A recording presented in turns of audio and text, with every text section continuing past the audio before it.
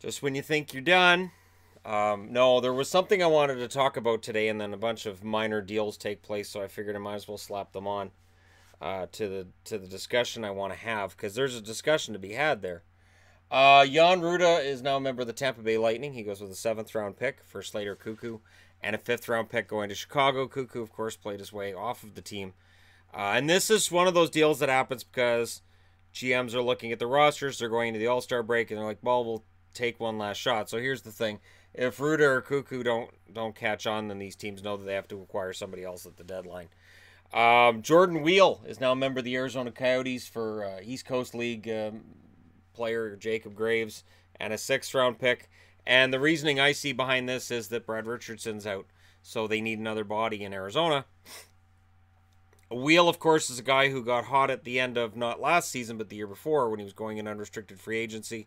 And there were rumors about the Canucks offering him as much as $1.5 million a year, and I went, no, because he had gone on a nice little hot streak at the end, but I thought, yeah, that's such a small sample size. You can't actually pay him based on that, can you?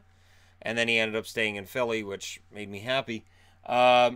He won't add a whole lot of offense for Arizona, but the good news is Arizona doesn't have a whole lot of offense, really. Casey DeSmith signs a 3-year extension, $1.25 million a year, $3.75 million altogether. It's noteworthy because they've committed to him as their backup.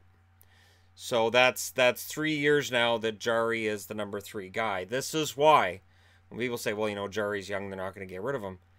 I don't know. You've now committed to DeSmith. You've got Murray's going to be your starter. You've committed to these two. Why not see what kind of offers are going to be for Tristan Jarry? Because Jarry, between last year and this year, looks like he's pretty close to ready. And I don't think being told, hey, you're Wilkes-Barre's goalie for the next 3 years, I don't think that's going to work for him. So I would imagine there'll be a move there at some point soon. Morgan Klimchuk has moved again. He's now a member of the Ottawa Senators for Gabriel Gagne. Klimchuk's interesting in that he was a first-rounder that didn't pan out. And now he's with another franchise. Boston's acquired Paul Carey for Cody Golubeff. I'm only talking about this because I was already talking about bit deals, like just minor deals. So I thought, I'll go ahead and talk about these minor ones. These guys are just additionals. They're not regulars. It's interesting to me that Ottawa acquired a forward from Toronto for a defenseman, and then they acquire a defenseman from Boston for a forward. So they're clearly trying to mix things up in the American League. These are not NHL level deals for the Ottawa Senators. This is trying to get the baby Sens to get going and change things up there. Bozak and Thomas are on the injured reserve for St. Louis, which is just it's another one of those things. I guess it's because Fabry's playing, then one of the young stars has to go on the IR to replace him. I don't know how this works. But yeah, so there you go. Bozak and Thomas on the IR. Now, I wanted to touch on the ongoing fallout of the Vegas Golden Knights canceling tickets. And I tweeted out that a family in Kelowna, which is about a 3-hour drive from here, had their tickets rescinded as well. They had no warnings. Nobody from the team contacted them and said, hey, we noticed you're not attending the games that you're reselling the tickets. We're changing our policy. They just told them they emailed them and said they're canceled. They're gone. I'm going to try to explain this a little better, apparently. When you buy your tickets that first 5 years, you're locked in, right? So you buy them and you're locked in. By the team taking them back, they can sell them for more. Now, there are locals saying, well, locals should get into the games. Right. And I could point you to the city of Toronto and any numerous thousands of hockey fans in Toronto that would love season tickets, and they're on a long waiting list. That's how it works when your team is either really good or really, really popular. And Vegas had become a very popular team. Now, I'm still doing research. I'm still doing research on ticket prices, on ticket demands, on expectations for season ticket holders. I'm working on this. I want to work on this so I can come up with something comprehensive. But, the weird thing is this. Last year, I really bought into the whole Vegas thing, and I really enjoyed it. I've gone to Vegas twice in 6 months. My wife and I have spent a lot of money going to Vegas, in Vegas, and then, you know, on shows while we're there. We like the city and we plan to go back. That being said, I don't think that I'm beholden not to criticize something that I think looks kind of sketchy. And when I'm hearing this from numerous articles that span back to May, and it was something I didn't report on last May. I didn't talk about it when people were saying, Shannon, you need to talk about this. And I said, no, I'm going to wait. No, not right now. No, Vegas is having their moment. They're, you know, on their way to the Stanley Cup Finals. And, you know, I'm not going to try to rain on that by doing a video about whatever's going on here. Vegas is an interesting city. So it's kind of in the corner of Nevada. Now, there are areas of Arizona and California that would be closer than other areas of Nevada. So here's my question for you. Should people in California not be afforded season tickets because they don't live in Nevada? How are they going to do this? Is it within a certain square mile radius of Vegas? Or is it just you're in Nevada, you're here, you're out of Nevada, you're not? Because that seems to be the policy. And my other part of this, and it's something I'm really trying to look into, and it's tough because the NHL does not make it easy. They don't just give you a table of here's all of the ticket prices in every city. You kind of have to go to every team's site, and sometimes they tell you everything, and sometimes it's you got to call us, so we'll tell you what our prices are. And as somebody who's not actually investing, I would just be looking at it. I don't know how transparent everything would be. It's weird because when you hear all of these comments, and remember, I'm independent. I don't have a dog in this fight. So I love what's gone on with Vegas. I enjoy watching Vegas Golden Knights games. I really, truly enjoy the people of Vegas and being there. But it's weird to me to see this going on and to see the corporate tickets. And I was glad that I noticed in the comment section, saw you there, that the same season ticket holder who gifted us the tickets for both games pointed out, you notice the seats around you were kind of empty. They're corporate tickets, and there's hardly ever anybody there. Right. So this is where it gets into the dirty part of it, and this happens in every city. It happens in Vancouver too. You have your corporate tickets that end up being empty a lot of the time. They're almost always lower bowl. So when you're watching on TV, you go, wow, there's nobody there tonight. And then you look at paid attendance, and it's pretty darn high. And a lot of the times, it's corporate. They're corporate tickets. So what's weird to me is, here's the league saying, okay, you know, we want to make sure you're going to the games. You have to be the one going to the games. And then you have corporations paying for tickets who have no intention of going to the games, and they turn a blind eye to that.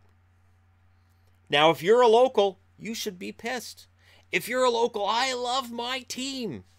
And some corporation comes in and goes, pardon me, I'm going to pick up those 10 seats right there. They're mine. You don't get them. Oh, I don't give a damn about the Golden Knights. I don't give a damn about hockey. I don't even know what hockey is. I don't understand any of it. Offside, icing, I don't care.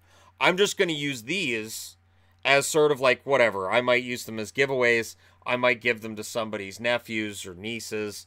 I don't really care. I'm just going to take them. And the team goes, here you go. Oh, you're a beloved, you love your team guy. You're going to have to sit up there because these tickets down here, these are really expensive. Corporate guys can afford them. People who are pretty well off or really, really good with money can afford them. But you get to sit up there. And it's a problem that's happened all the way around hockey. And I'm telling you, it's worse in cities where the ticket prices are higher. And everything I'm reading tells me Vegas's ticket prices are obscenely high considering how long they've been in the league and inflation from year one to year two. So it seems to me like it's high now and it's just going to get higher and it's going to keep getting higher. And it's going to go based on, guess what? Demand. So, you know, Canuck tickets, for example, this year didn't go up. Why? Because demand's down. Why? Because the Canucks team has been poor for the last few years. It's just what happens. But here's the thing. and I'm going to say this for every fan base in the NHL.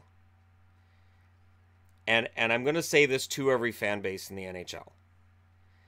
If there's a fan base that goes, we're the greatest fans in the league, those guys aren't fans, you're wrong. If there's anybody that says we have X amount of passionate hockey fans that love the product, they don't, you're wrong. Wrong. Everywhere you go in British Columbia, you'll see Canucks. And when you look at hockey players in general, they're some of the nicest people, best people, and teams and their outreach in the community is fantastic. I have seen fans of every franchise thanks to having this channel. I've seen the best of them, and I've seen the worst of them. And I've seen some really ignorant fans for almost every fan base that'll go, well, we're the greatest fans in the league. Those guys, they're just jerks. Nope. No. I make a lot of comments about Montreal. I joke around a lot about Montreal because Montreal is my least favorite team. Oh, not telling anything out of school with that one. That's just the truth. But honestly, Montreal fans, I've had really good friends that are Montreal fans. I've enjoyed Montreal. You know why? Because we're all people. There's no such thing as, well, that fan base, they're a bunch of asses. This fan base, though, great guys. It's not a thing. Now, can Philly fans be obscene? Absolutely. Can Boston fans? Yep. New York? Kind of, yeah, sort of. Uh-huh. And Vancouver? Absolutely. I've seen it. You know, we're in this place now where Seattle's coming in, and Seattle fans are already being warned in Seattle newspapers. If you want to buy tickets for a hockey game, you better save up, because they're not cheap. The tickets are 2.5 times what you'd pay for a baseball game, more expensive than NBA tickets, almost, you know, not as expensive as NFL. But NFL, they have to soak you for all your money over 8 games. The NHL, you got 41. The NBA, you got 41. But the NBA, you have floor tickets. So you can charge less for the NHL. And with baseball, there's 658 games a season. So that's 329 home games to recoup whatever. So if it's $20 a ticket over 329 home games, forgetting the doubleheaders, they play 1,097 games a year. There's neutral site games in Cuba, too. It's really weird. It's strange. But sarcasm aside, it ain't cheap. And it's not getting cheaper. And there are a lot of people who would love to go to Canucks games and can't afford it. I know lots of them. So when people watch a game and they say, oh, look, Vancouver doesn't support their team. Hi, you guys don't even like your team. I'm sorry. The tickets are expensive for your run-of-the-mill family of 4 to go to a hockey game. It is absolutely ridiculous when I look at what ticket prices were 25, 30 years ago and look at now.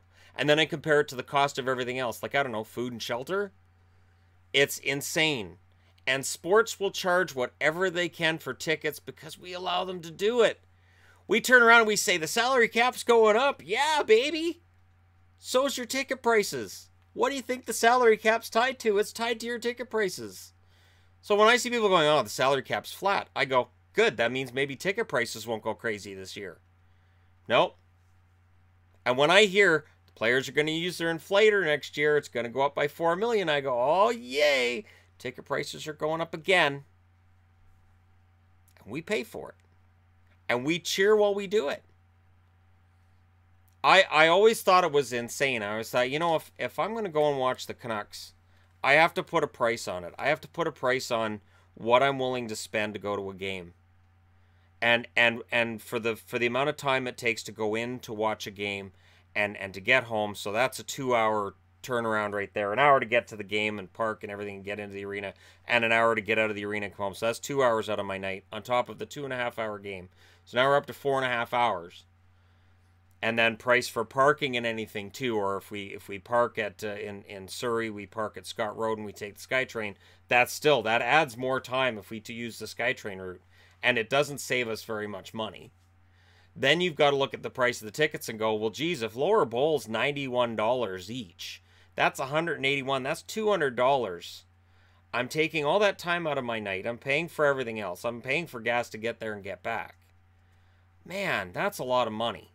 And then I might sit there and for $200, the game sucks. Maybe the Canucks lose 4-1. It's a lot of money.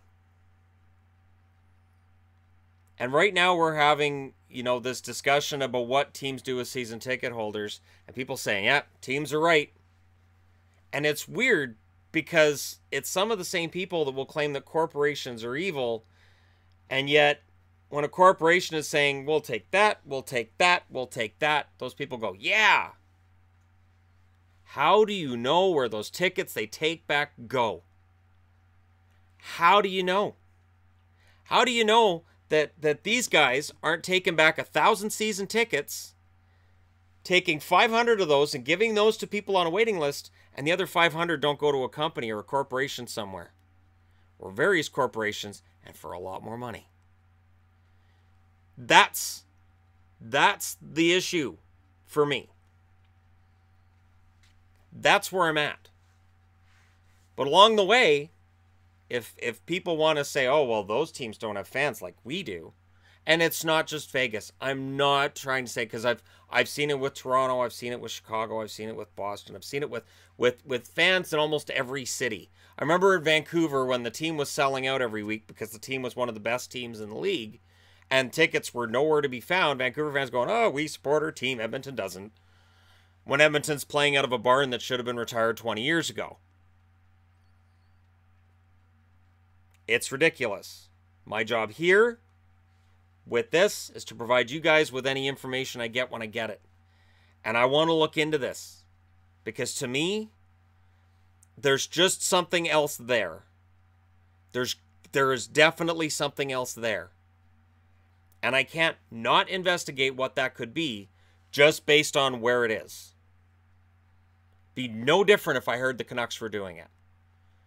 That's why I've started putting out feelers and saying, all right, let's see how widespread this kind of thing is. Because to me, it seems a little off.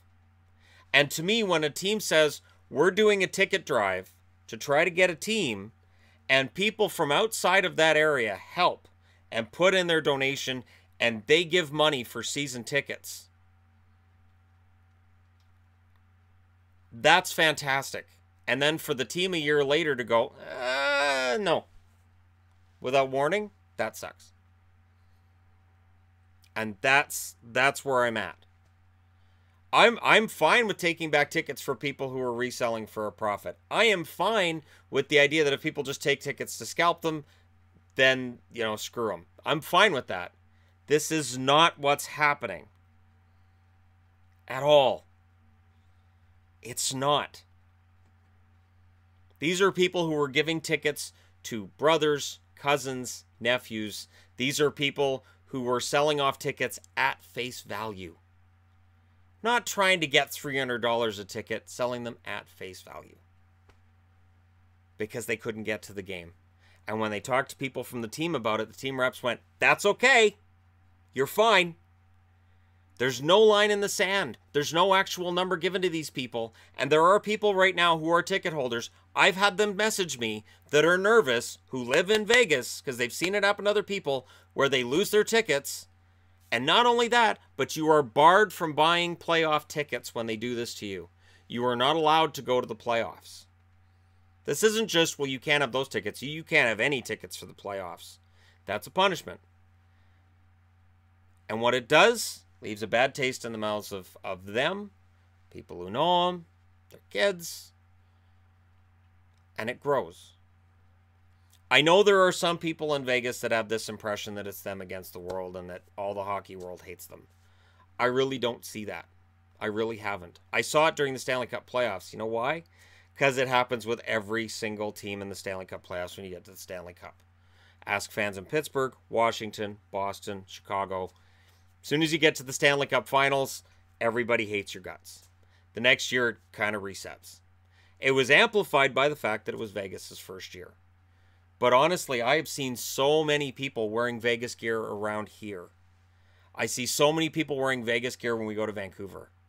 I see Vegas gear everywhere. And I think here's the thing for me, and I want to close it with this. I know some really passionate Toronto Maple Leaf fans who have not been to Toronto. I know some really passionate fans of the Montreal Canadiens who have never set foot in the Montreal Canadiens' current barn. They are just as passionate a Montreal or Toronto fan as anybody who lives there. And I don't think anybody in Montreal or Toronto would look them in the eye and say, I'm from Toronto, you're not, so you're less of a fan than I am. And I cannot get behind the idea that just because I don't live in Boston, I'm not a real Boston Bruins fan, or because I don't live in Dallas, I'm not a real Dallas Stars fan. When Dallas won that Stanley Cup, I was the only person in that bar that cheered. And I cheered, and I danced, and I didn't care that the puck went in when Brett Hull's skate was in the crease. That wasn't my problem. I was enjoying myself. And I wore that jersey proudly for days. Because I only had one Dallas Stars jersey at the time. I just had one. Because that was before I had a hockey channel. And even when I started the hockey channel, I didn't really have that many. And I you know, for me, honestly, the idea that there's some kind of God-given right, it's a slippery slope. Because here's the thing. Where does it stop? Where does it stop? To say a team has the right to do whatever they want with tickets you paid thousands and thousands and thousands of dollars for. Even if that means they're taking them back and reselling them for thousands more. Where does it stop? Where you end up, I tell you as a Vancouver fan, where you end up is with an arena full of people who aren't really big hockey fans. They're kind of quiet because they don't really care. I saw it in Vancouver, where the lower bowl, sit on your hands, quiet. Those nosebleeds, man, noisy as hell and packed full of people. Canuck fans to the gills. Lower bowl, what you see on TV, kind of quiet. So the Pacific Coliseum, as it was, became known as the Pacific Mausoleum. I haven't heard what Rogers may have, but I'm sure that any kind of a funeral home name you want to give to it, probably pretty accurate. And that whole corporate thing is a big part of the problem. You price out your regular rabid hockey fans to buy tickets. I'm done. Thank you guys so much for watching. Hit like and subscribe if you're browsing your way through, you just happened upon this video. And I'll talk to you again soon.